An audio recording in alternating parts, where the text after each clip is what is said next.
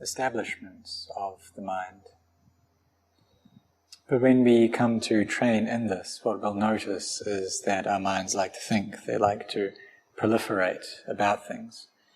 And what they think about is all tied up with self, with me and mine. We first build the sense of self, and then from that flows a sense of others, other people. So the mind attaches to these thoughts as well, taking these thoughts as belonging to me. And we can see that in the space of one day, or even 1 hour, there are many births that take place. This feeling of me is born many, many times. And there's clinging, there's attachment within that as well. And this is the cause for suffering to arise within our hearts. So if our minds have wisdom and have knowledge, then we'll be able to control our minds to a degree and develop them as well, cultivate them to higher levels. So with this wisdom, then delusion won't be present in the mind, and our hearts will have energy. They'll be energized by samadhi and mindfulness and wisdom. And this is the highest form of merit. The merit that we gain from doing good deeds and giving, that brings great benefit. And the gift of our forgiveness brings even greater benefit still. But the Buddha taught that those people who are interested in the practice have a sincerity in cultivating their minds, bringing their hearts to peace. That practice brings the greatest form of benefit. The goodness that comes to us from that is huge.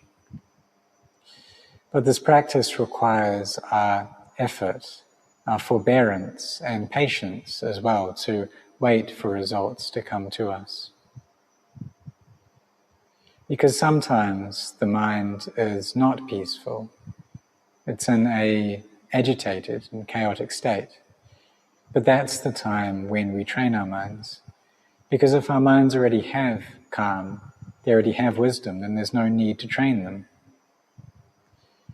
So at the beginning, it's a real slog, it's a fight, and it's difficult. And the reason that it's so tough is because there are things there that are binding our hearts. They're covering them over. Mainly the sense of self, taking things personally that our mind is so involved in. And that's what binds our heart, what ties it up, this Sakkaya Ditthi, the self-view, the view that is deeply entrenched within our minds. Seeing things in terms of me and mine, in terms of self. But if we contemplate this through wisdom, and contemplate into the bodies that we take to be self, we'll see whether they're male or female, they're all a heap of different elements. They're a heap of earth, a heap of water, a heap of air, a heap of fire. And so that's all it is, just these elements that have come together. And there's no self there within it at all. It's just earth, water, fire, and air. And it's the same for everyone. If you take a human's body and separate these elements out, then that's what you'll get. If you take an animal and you separate the body out, you'll just get a heap of elements. There's no difference there. It's just the same elements. And even trees, mountains, if you separate them out, you'll get a heap of elements as well. So if our minds have peace, then when we view this, we'll perceive the lack of self within these things, that there's just elements there. There's no me, there's no mine. The things that we love, or the people that we're fond of, they're a heap of elements that have come together. The people we hate, they're a heap of elements as well. And so whether we love or we hate someone, their bodies are just these four elements, just like my body. There's no difference there. So in order to see this, we need to have a mind that is well collected. But if there's no peace and no stability to the mind, then we'll be constantly proliferating. So the Buddha said that this contemplation of the four elements is appropriate for those people who are inclined towards mindfulness and wisdom. And some people, when they contemplate asubha, seeing things as unattractive, then it's very quick for anger to arise within them. And especially for foreigners, for Westerners, that when they contemplate into the unattractive nature of the body, then the dosa, this anger or hatred, will arise very quickly. So we need to practice being aware of our own temperament. So if we have the inclination towards wisdom, then the contemplation of the elements and of emptiness is very appropriate. And we see that when these elements separate out and deteriorate, then they all turn into emptiness. So when the mind sees this state of emptiness, then it's seen the Dhamma. But it happens little by little, and slowly but surely it gains clarity, that we see things more clearly than before. So for us, we need to contemplate. And to do this, it depends on our effort and really trying to do it. So we need to develop and bring up mindfulness and samadhi. And when we've done that, then wisdom will come following, because panya arises from sati and samadhi. We also depend upon the energy of our heart, and initially that will be the energy of faith. This is the first form of energy that comes along. And there's also the power of the merit that we have created. So for everyone who has come here today, you could have been sleeping very comfortably in your houses, but instead you've traveled all the way to the monastery to offer food, to listen to the Dhamma, cultivating your hearts to higher levels. So for the Buddhists in Thailand who have faith, this is a good opportunity that we have, because COVID isn't so bad anymore, so we can come to the monastery. But in Melbourne, for instance, it's under lockdown, and the people who want to go and make merit at the monastery, they're just not able to do that. So for us, we're very lucky, and it shows that we have the merit to be able to make more merit. But we don't know how long that's going to last for, so we should use it as best we can to do acts of goodness and to cultivate our hearts. So even though we may be well off materially, but in this country we're not very powerful in terms of weaponry. We don't have any nuclear weapons, and the armed forces aren't exceptionally strong. But we do have strength of heart. We have this great opportunity to build up wisdom. And wisdom is a great strength that we have. So even though in terms of materialism we may not be so powerful, but in terms of spiritual things, we are very strong. So some people we can see have everything externally, but their hearts aren't good, and they don't keep the 5 precepts. And so their lives can turn into a bit of a mess, and they're just not accepted in the societies that they live in. So therefore, these 5 precepts are very strong practices, very important practices that we must develop in our lives. So we have wisdom and we have faith. And from that comes energy in our hearts. And also, with that energy, we'll be able to put in effort in the practice, making our hearts stronger. And our strength of mind comes from stillness. And we all know that to gain a strong body, we need to move it around. And we also need to gain balance in the way that we take care of our bodies, getting our bodies into a just right state. Because if they weigh too much, then they'll become ill. If they weigh too little, they'll lack energy. So there needs to be this sense of balance. So for myself, when I was younger, I weighed 45 kilograms. And that was too little. I didn't have much energy. And staying in a forest monastery, you need quite a lot of energy because the work can be very demanding. But I did have the physical strength to do a lot of sitting and walking meditation and to not let up on that.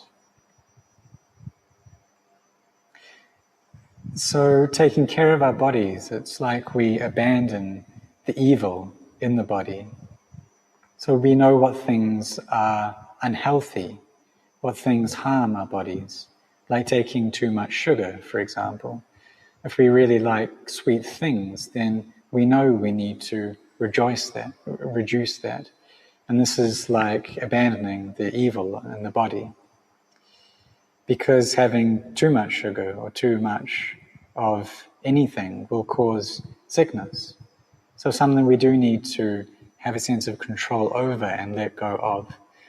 So this is talking about the body. But with regards to our hearts, then wisdom and sati is like food for our minds. And if we don't, and also Dhamma is a very important food for the heart as well. And if our minds lack Dhamma, then they lack freshness, they lack vitality. If there's a lot of greed, then the heart will be very hot. There won't be any coolness to it. If there's a lot of anger, the mind will be aggravated and stirred up. If there's a lot of delusion, then there'll be heat to the heart as well. So there was a recluse or a rishi that the Buddha taught, who was leading a group of ascetics in fire-worshipping practices. So the Buddha taught him and his group about heat, saying that these kilesas are hot things. They were able to contemplate into the Dhamma that he taught them, and they could attain to the Dhamma. So this was Uluvela Kassapa and his 300 disciples, and all of them were able to attain to arahantship. So we can see that the training of our minds is a great form of merit for us. And the fact that we have an interest in meditation is quite amazing, and it's something that's not easy to come by.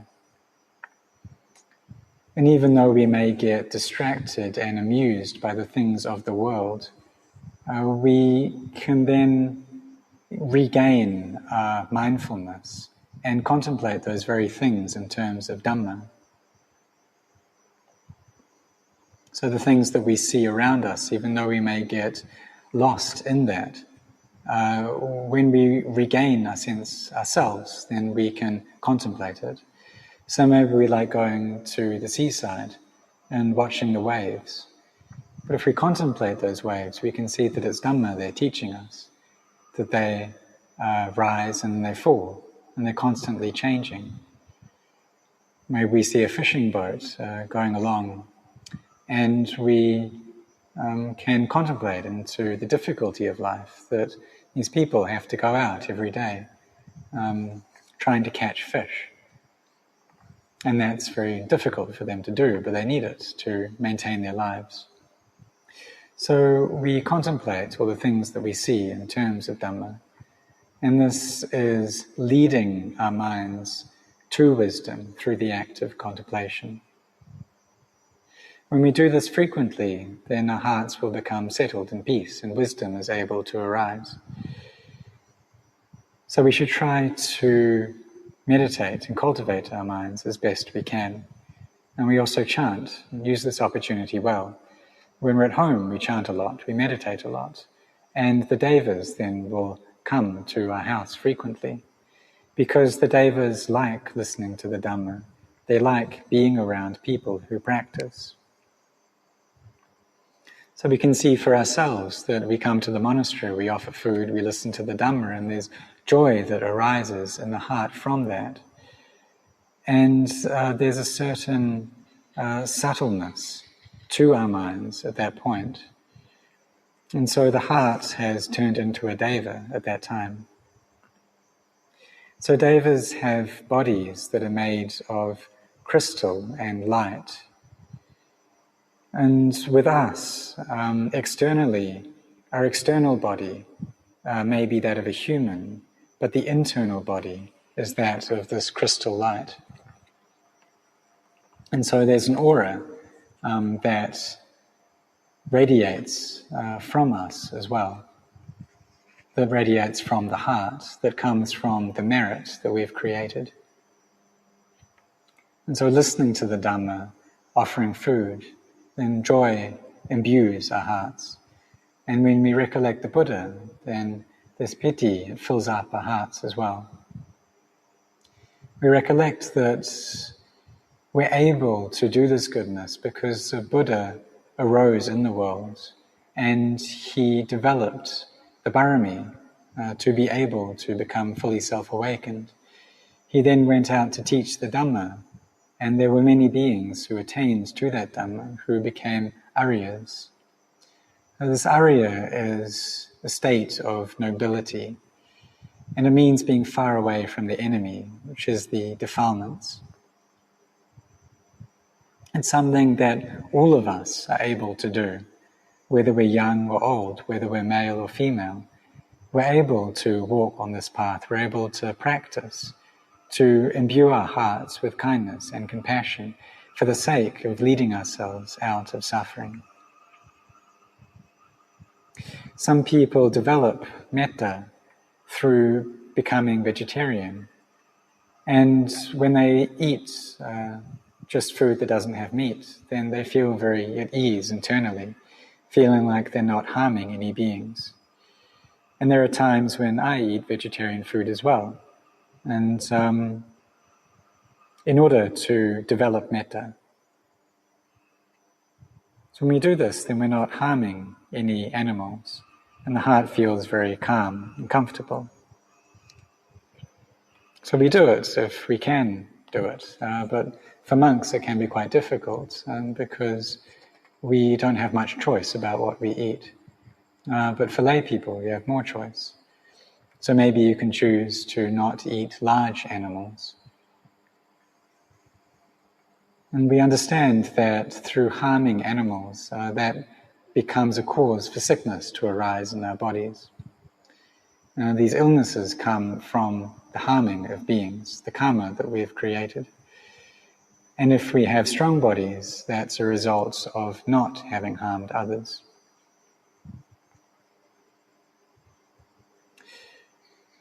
So all of us should be very intent in this training and cultivating our minds and developing them until we reach happiness, this internal joy.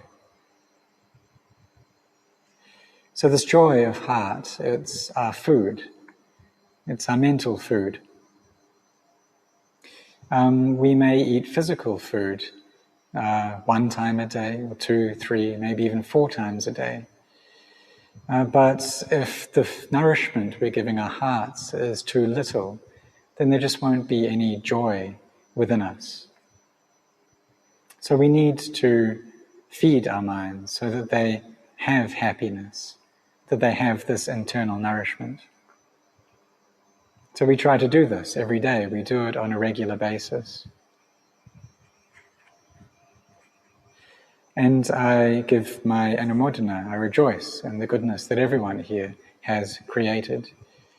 And now it's time for the blessing. So all of us should spread metta while we're listening to the blessing as well.